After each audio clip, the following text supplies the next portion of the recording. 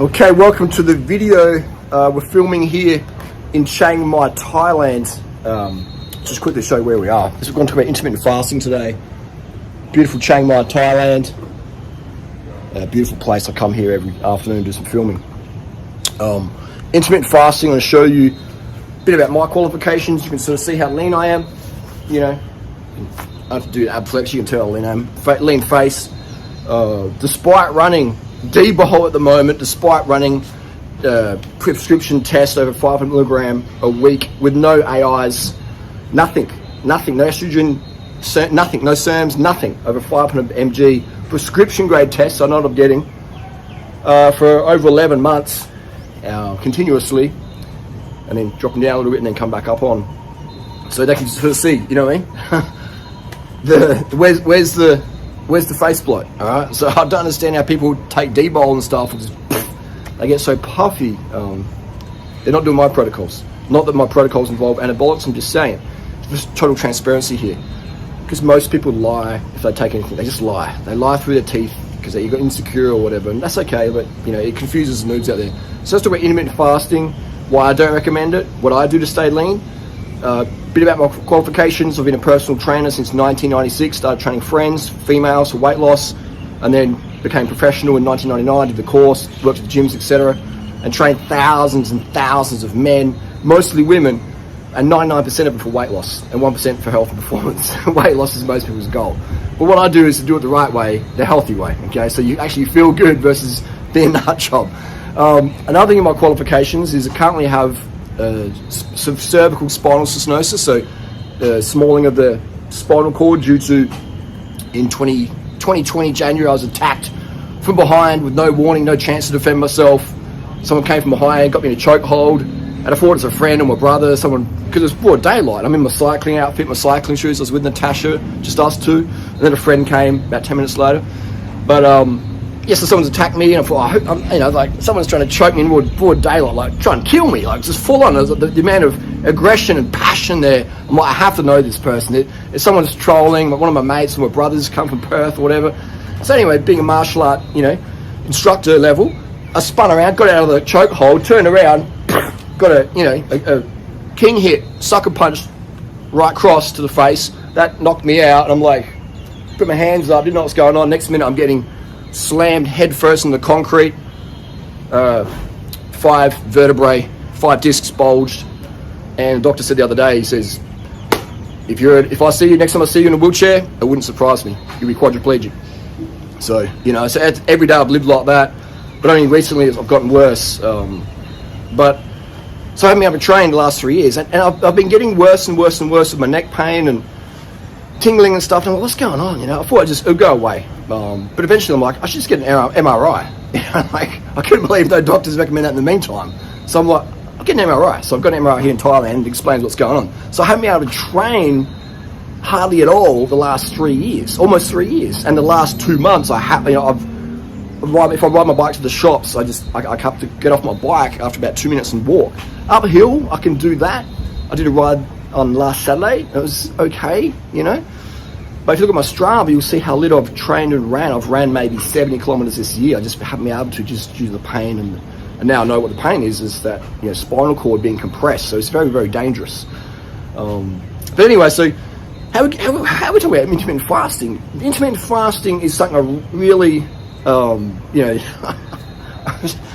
I'm really against. If you have to do that stuff, you're eating the wrong food. And the thing, what they call it, when you skip breakfast, what do they call it? You skip breakfast. I forget what it's called. That's right, it's called stupidity. Like, you know, everything happens in life for a reason, right? Let me put this hat down a bit so I can sort of see. Everything happens in life for a reason. I remember as security came when my attacker was being removed off me, I grabbed him in a leg lock because he tried to attack Natasha as well. So I grabbed him in a leg lock and thought, he's not going to get Natasha and he's not going to get away this time, right? It's the second time it's happened. Anyway, so cops came and got arrested, convicted, blah, blah, blah. But the guy needs help. He needs a hug. But anyway, when he was standing there, there's security between us, I'm bleeding down my face. He's screaming at his top of his voice, just screaming, blah, blah. I can't say what he was screaming, but it was full on. anti-women stuff. He was verbally abusing Natasha. He was just going crazy. And I didn't say a single word. In my head, I'm thinking, this guy needs a fucking hug. He needs some help. He's obviously had some shit going on in his life. And he's just projecting on other people. Hurt people, want to hurt others. But I remember thinking, this guy needs some fucking food, man. He needs some fucking carbs. And I'm like, I bet this dude hasn't had any fucking breakfast today. I fucking bet he hasn't had any breakfast, alright? And there's no way you could behave so rationally if you've got carbs in your system, right? There's no way. Because his cortisol would be like fucking, like there'd be the ceiling here and it'd be like, psh, you test the cortisol, it'd blow up all the machines in the lab. The level of cortisol, he was just out of control, alright? So that's why I don't recommend skipping breakfast. It turns you into a total fuckwit, right? And everyone can be a fuckwit. Everyone has the potential to be a fuckwit. I can, everyone has, all right? Just skipping breakfast, it raises your cortisol. It keeps your cortisol, in the morning cortisol goes up, just to get you going and stuff. If you skip breakfast, skip carbs, the cortisol keeps going up. It stays up. And then you start getting more like, people are like, yeah, I'll go get the drive done, I'll get stuff done, and I'll have my coffee and bulletproof coffee, and it just fucking burns you out, man. It'll fucking burn you out. Look how I'm 45. You know, imagine if I never took anabolics, I'd be even leaner than I am now. I'm like 81 kilos today. I'm 6 foot tall. You know, I'd be probably 59 to 63 kilos. That's fucking lean, all right? Every day, I eat breakfast. These are some bananas here. They're not ripe yet, obviously, but they're ripening up here in Thailand. I need my sugar in the morning. Like, I have to have sugar. You know, I have caffeine, stimulants, prescription otherwise, a few times a year. It's not my daily routine, and it's not something I recommend in my protocols at all. But what people do is they use a stimulant, which raises cortisol, and they skip breakfast, carbs, that raises cortisol as well. So they've got these two cortisols, and that people are just like running on cortisol, running on adrenaline, doing stupid shit, you know, or missing out and stuff because their cortisol's too high and they can't control themselves. When your cortisol's like fight or flight. There's a time for high cortisol for sure. Like I use cortisol in running races, like have a small breakfast before the running race, you know, so you got the cortisol up, so you're like, you know, and then it's about a 5K race. I'm eating within like, I do a 5K in 16 to 17 minutes, so I'm eating some sugar, you know, as soon as I come back from the race. My bike's there, I've got sugar water in my drink bottle, boom, I'm talking to people as I'm having breakfast, okay? Breakfast in the bottle, always have my sugars. I like being lean. I need to be lean for my joints, all right? I need to be, if I've got excess fat in my body, that's gonna be bad for my joints, okay? It's gonna be bad for my joints.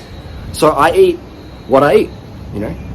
My dietary protocols, I eat them, I've designed them from over 25 years of training thousands of people, talking to some of the best doping doctors in the world, some of the fastest cyclists and runners, and just looking at what they do, what works, what doesn't work, dealing with people with mental health issues, you know, just going through all the textbooks, just every day like a forensic. Even here in Thailand, look, what are you eating? Why? You know, I speak Thai a little bit here and there, and just go in there, you know. Pretend to be on my phone and just look at what someone's eating. Just studying always. So when you skip breakfast, your cortisol's going to go up. Well, that's fat burning. Yeah, I'm going to get leaner. It's just, no, man. Fucking no. You're going to rebound like a motherfucker, and you're going to have to do all these extreme shit to try and stay lean. That's what people do. You know, people are, oh, steroids make you lean. If steroids make you lean, how come guys like Greg Duchesne and stuff have to starve themselves so much? You know, they go to bed hungry. They brush their teeth so they don't have to eat as much, and just do all silly things.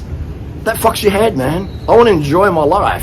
Right? I've got a diagnosis. I could be a quadriplegic any second. I could slip and fall over and be quadriplegic like that because of some guy who had a cortisol moment, couldn't control his rage, thought it'd be a good idea to come from behind and dump me on my head on the concrete. You know what I mean? Unprovoked, didn't even know he was there. Didn't say nothing. There was no push and shove. It was just boom, attack, coward attack from behind. I don't have any hate towards that person. I don't have any hate towards anyone. There's people out there who have so much self-hate. There's so much pain going on in their lives because their cortisol's so high because they're trying to stay lean as me, and they're starving themselves, and it makes people go fucking crazy, okay? Skipping breakfast, skipping carbohydrate is the foundation I would say for most of the world's fucked up behaviour. And people go, oh, I'll lose people straight away. But if you're watching, this long and you're on the same page as me, or hopefully you will be. So you just fucks people up, man. That's why I have such a deep level of empathy for people. I can't hold on to hate. Well, hate just fucks your face anyway. But hate, it's like, gives you heart disease, gives you cancer, just increases. Having hate for people, hold on to hate. I have a little bit of frustration here and there. I'm just like, oh, but I'm just like, these people are just mad under carb, man. Like, what do I expect? What do I expect? What can you expect from someone who's under carbed? Like, anyone. What can I expect from myself when I'm under carbed? Fuck all. Piss weak attitude, piss weak performance. So skip breakfast if you want to have less performance, okay, that day. I remember doing sometimes I would skip breakfast by accident, and I'd notice this cortisol spike. I'm like, oh man, I'm just getting it done. I'm fucking. And then in the afternoon, my mood would tank. I think, fuck, I'm being a drama bitch right now. I'm like, just in a bad way, not a fun way, like banter, but just like I'm being a downer. I don't like feeling like this. And I'm like, why do I feel so shitty right now? What's wrong with me? And it took me a while to work out. Oh, it was when I accidentally forgot to have breakfast. Maybe I would forget to have the fruit, or I'll be running late, I'll be asleep. Oh shit, I've got to go to work and just go straight to work from bed or whatever. I'll get something at work and then I never got around to it, or shop was shut, or there was just occasional reasons where I just ran out of some carbohydrate. And bro, there you go, have some protein, have some lean protein. That'll make you worse. All right, you got, because protein doesn't lower cortisol. All right. And that's why we have such a high rate of depression around today. Like, it's insane. Here in Thailand, I meet people every single day who are just got this amazing vibe to be around, and they're not high on drugs, they're not on Valium, they're not on anything. They're just full natties, maybe a cup of tea here and there, but they're so genuine because they're just feeling happy. All right, they got this vibe going on. Men and women, younger, older. They're not skipping breakfast. All right, they have a bit of rice, they have their fruit. They're having their carbohydrates, they're having their sugar in their tea or whatever. They don't fear the sugar. These traditional Thai people, you go to their restaurants, a traditional Thai restaurant has a massive bowl of white refined sugar on there. So you put that in your big spoon, you put it on your food to taste to how you want it. But the human's ego, we're like, no, we've got to count calories, we've got to count macros, it's too much sugar. Like, what animal counts as calories? What's that? That's right, fucking none. What animal counts as calories? Calories in, calories out is a bullshit thing. The only time that's sort of anything helpful is if you're trying to go, shit, I actually need a lot of carbohydrate. I'm having this small little meal, and I've only got like 400 grams of carbs a day. No wonder I can't do shit. And I feel depressed and fucking worthless. And I want to be a bitch to people, man or woman. I'm not getting enough carbs. I don't need 600 or I need 1,800 grams of carbs a day. Maybe you do. So that's where counting and ballparking can help. And maybe with fat intake, you're like, how much fat's in my food? Wow, this pasta sauce got like 20 grams of fat per jar. That's way too much. No wonder my skin's all greasy. Oh my God, it's too much fat. My hair's falling out. My scalp's itchy from all the oil just going from my blood to the scalp. Fatty food rises to your face, your back, your scalp, your face. You get greasy. Causes suffocation of hair follicles in some people. Acne and some others. So when you cut the oil out, you cut out greasy scalp, etc. Greasy face, pimples. And so all these little things. So that's where counting calories can sort of give you a bit of a ballpark. But if you're counting calories for weight loss, man, you are setting yourself up for a massive fucking fail, because nobody on the earth can tell you how many calories you need a day, how many calories is in your meals a day, how many calories you burned and digested every single day. No one can fucking tell you that. And everyone says they can, they're sincere but sincerely wrong. Or they're just full of shit, okay? No one can do that. Even if you go to the lab and do the VO2 max and, carbon dioxide, refractometry, all that stuff, maybe one session you can do a little ballpark, but what about the next day when you're stressed, or you're sleeping, or your hormone variation, or you're ovulating, or you're not, or blah, blah, blah. Well, there's so many factors that determine how many calories we need, digest, burn, etc. No one can accurately give the number, all right? So I would say that monitoring carbohydrate, where's the B in this water, I was going to say, but it was a flying ant. Always got energy to care, all right? Carbs to care. So I eat, as much carbs as I want. I'm injured, I can't train, okay? I'm not going, oh, well, what's my calorie intake, blah, blah, blah, blah, blah.